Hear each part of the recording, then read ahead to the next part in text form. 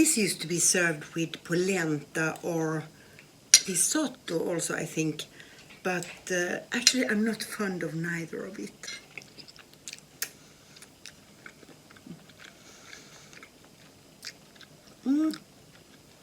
Maybe I undercooked it a bit.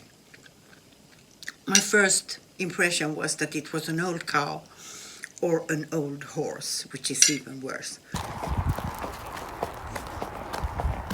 Okay.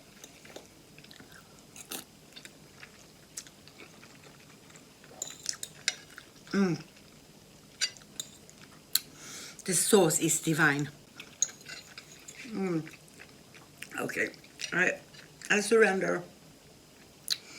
I think this is a dish that really need to stay in its pot.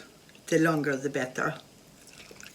I'm going to make ossobuco, which is an Italian classical dish. This mixture of onion, carrots and celery is used worldwide when you cook stews, for example.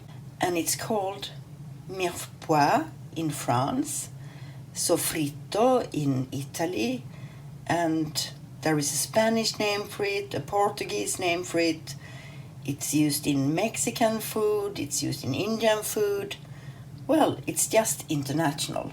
You need butter, you need olive oil, and you also need white wine. If you notice that you did not see any tomatoes, it is because I didn't decide if I should have tomatoes in the ossobuco, because this totally depends on what region you come from. And since I don't come from Italy at all, I don't have to worry about that.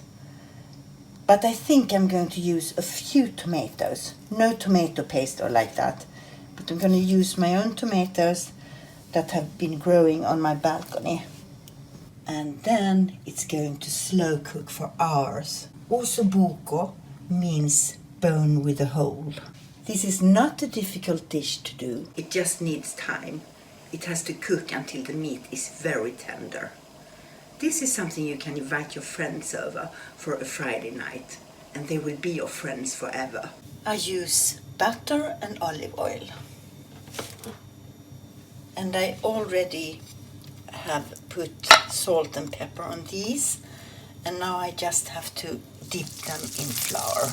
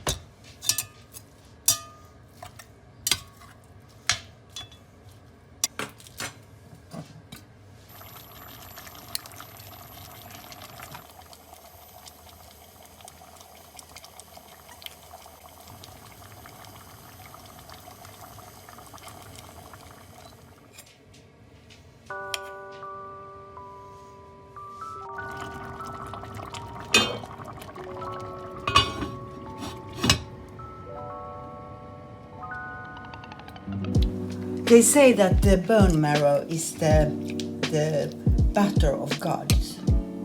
Was it good? Do you think it's veal? Delicious. Veal. I thought it tasted like an old horse or something, honestly. Yep. It's veal. That's how it tastes. It's a young calf.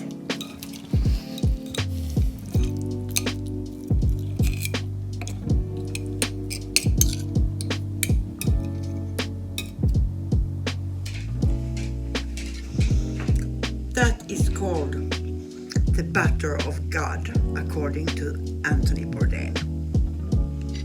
And I stole that phrase.